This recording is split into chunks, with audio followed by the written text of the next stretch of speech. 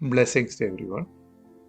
In Christian life, we need to have a balance of encouragement and warning. There are so many verses, so many passages in the Bible that teach us about that. One such passage we read in Romans, when Paul wrote the letter to the Romans. In chapter 11, verse 22, Paul is telling, therefore, consider the goodness, which is such a greatness about God, goodness of God, and the severity of God. There is a balance. On those who fell, severity, but towards you, that means to the Gentiles, he's telling goodness. If you continue in his goodness, otherwise you also will be cut off. So goodness is shown. There is a change in life where we need to live according to the goodness of God. If not, we fall on the other side, severity. Paul explains that.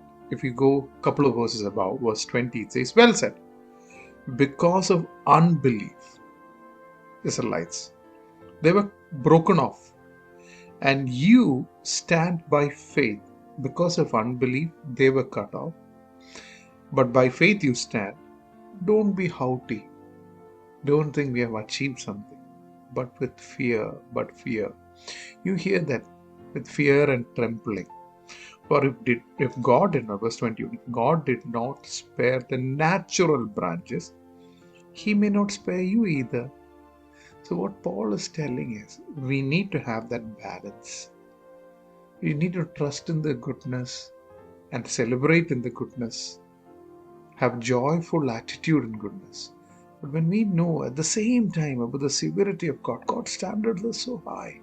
There should be a fear and trembling. There is a balance in that, joy and fear. When the women at the grave, when they saw Jesus resurrected, it says they went away with great joy and great fear. That's a balance of Christian life. We need to be very, very careful about the way we live.